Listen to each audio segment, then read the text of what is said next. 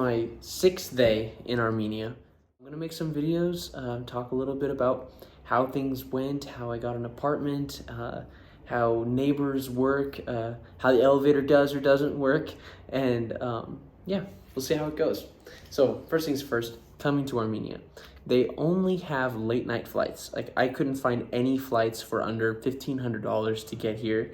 They were all pretty expensive. I think $1,440 was how much I actually spent. So less than $1,400 I couldn't find. The flights arrive in the middle of the night. So you will either have to find a taxi or hopefully have friends. I had friends. Friends are good. You want friends. So I had an amazing brother of a friend that came and picked me up at the airport. When you get there, there's baggage claim, and there'll be a lot of people out there with carts. They're not like some places where they'll walk up to you and try to get you to, you know, like pay them and take your bags somewhere. They're pretty good. Like, they're really kind and really friendly, but you also would have to pay, which is okay. If you need to, then do it. I didn't need to. I could carry my bags, so I like to pack light. I had my guitar, my shipping a guitar. We'll talk about that in a minute. I had my guitar. I had my what is it called? Check bag, which I never fly with a check bag. It's like the first time I've flown with a check bag in forever, and it all came through. You know, smart pro tip on that: put an air tag in your bags. You'll know where they are. It'll be a little weird. It'll be a little lag, but you'll know where everything is. And if they get lost in a room full of bags, mine didn't, but if it had, I would have known which one was mine. And that is stupid helpful. They'll also play a sound from the AirTag itself if you actually need to find it. Okay, so got my bags, got in the cab with my friend, and rode out to the place I was staying at, just a immediate destination between actually having an apartment. So then friends of mine were in advance looking for apartments for me. The apartment scene right now in Armenia is kind of hard. So with the war in Ukraine, since Russia's invasion on February 22nd, 2022, February 24th, 2022, the influx of Russians leaving the country of Russia and flowing into surrounding nations has been pretty big.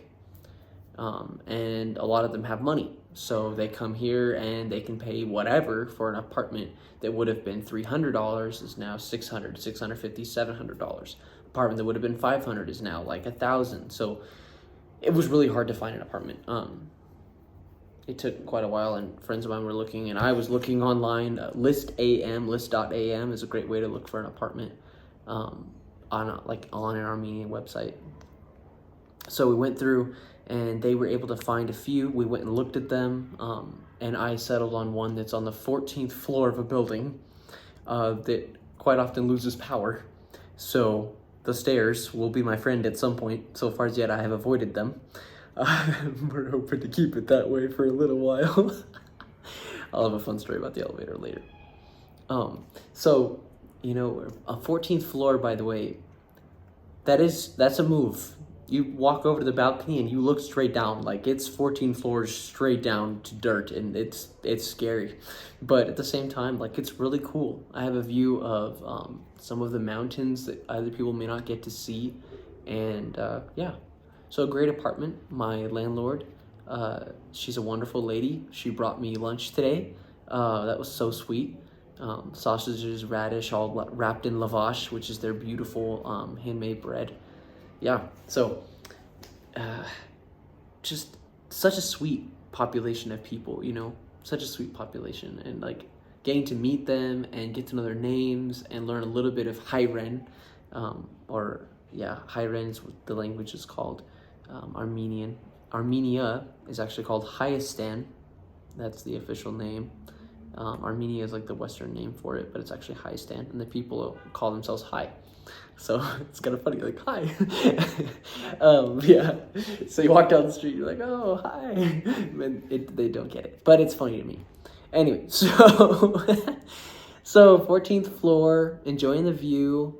AC expensive, so I try not to run it. It's decently hot in the summer. I mean, I'm sweating in my apartment, but it's okay. It's like probably 90 degrees on average in July, if you wanted to know. I've heard the winters are cold, so I brought lots of stuff. I heard clothes were very expensive, so I brought lots of clothes. Again, first time I ever traveled with a check bag. Whew, that was rough. But we made it. So I'm here in the apartment, enjoying the view, enjoying the sights and sounds, and there are a lot of sounds that you hear. Children yelling, laughing, dogs barking. There's dogs everywhere. They're kind of like community property, I guess. Like everyone feeds them a little bit and everyone says hello to them. And I just walk by and pet them and they're usually pretty sweet.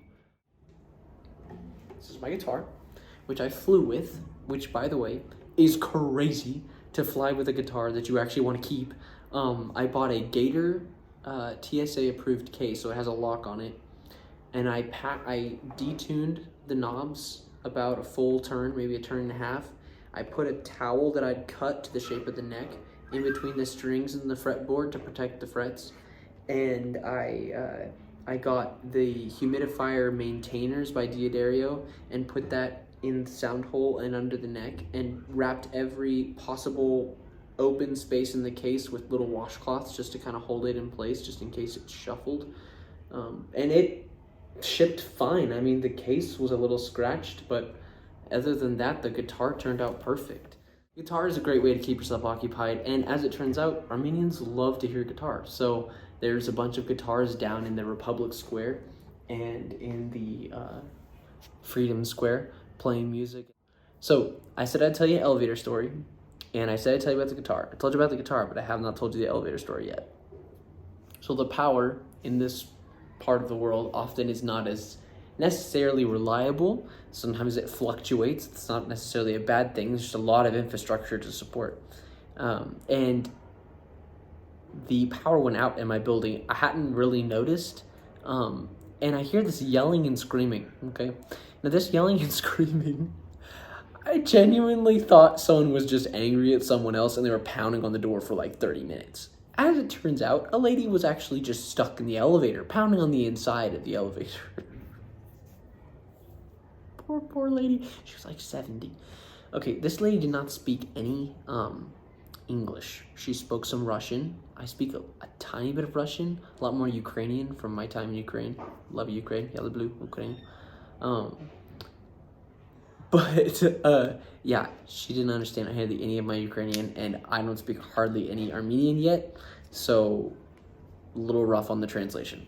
So I don't leave my room to actually find out what happened until I hear this guy named Steve speaking in English in my hallway on my floor. No one in my hall on my floor speaks English, at least fluently. So to hear that and to hear him say, I don't speak Armenian, I only speak English, was like, whoa, I gotta go figure out what's going on outside. So I go and I go talk to Steve, and Steve tells me there's someone stuck in the elevator on the 14th floor. And Steve's got to take care of his kid. His kid's got a fever. He's here visiting. I didn't get his whole story. Sounded like someone knocked on my door. So I didn't get his whole story, but Steve had to leave. So Steve's gone. It's just me. And I'm like, well, how on earth am I supposed to help out this lady? So I'm asking her, I'm like, do you speak English? And then she's like, voch, I don't speak English. And then you just on and on our conversations go, trying to understand each other. I said something in Ukrainian that kind of sounded like Russian, and she was like, "Możesz що?" Like, can what? Like, what was the rest of what you said? Like, I don't understand. Не понимаю, I don't understand.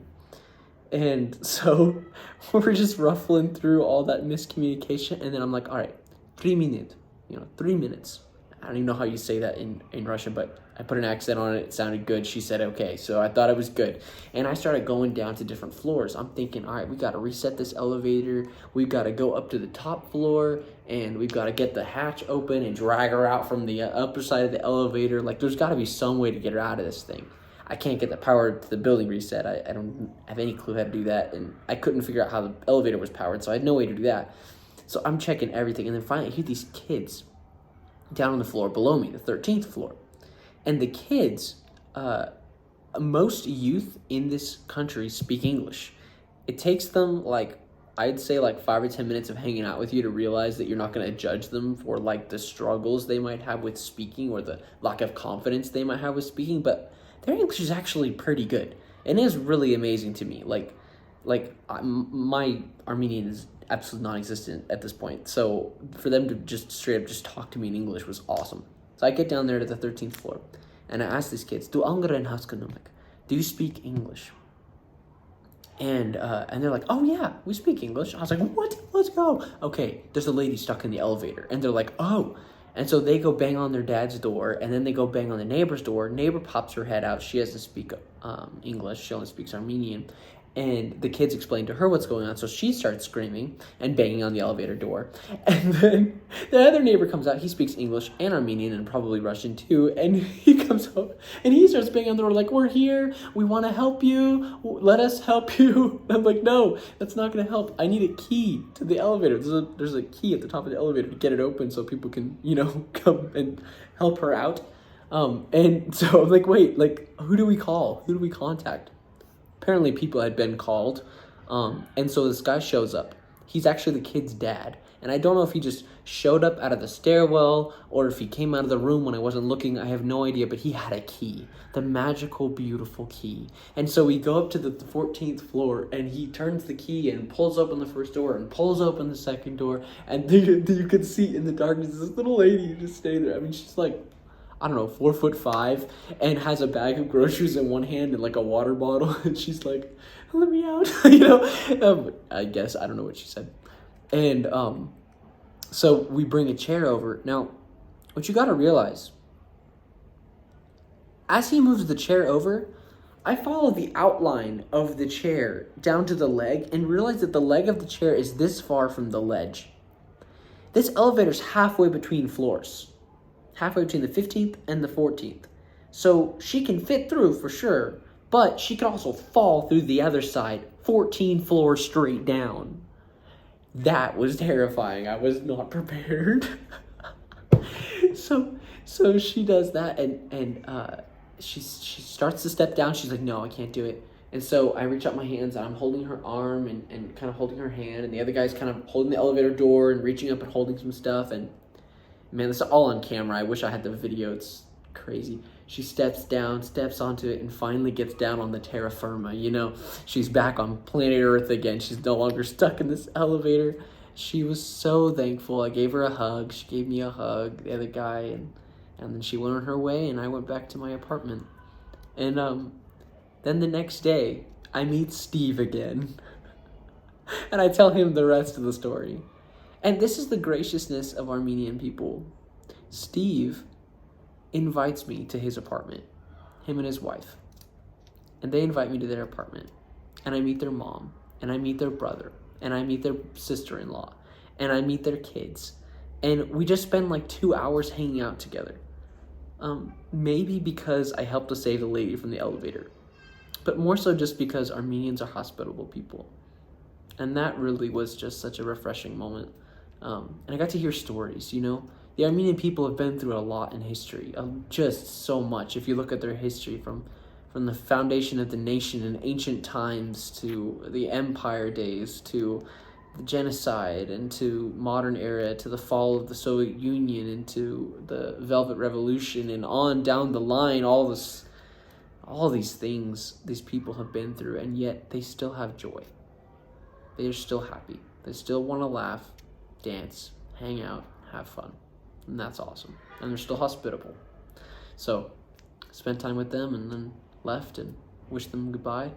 And now I'm invited back anytime for dolma, for some special chicken with a paste made from hot peppers and absolutely delicious. For beef, I think they said korva? I don't know. Anyways, Armenia's been wonderful.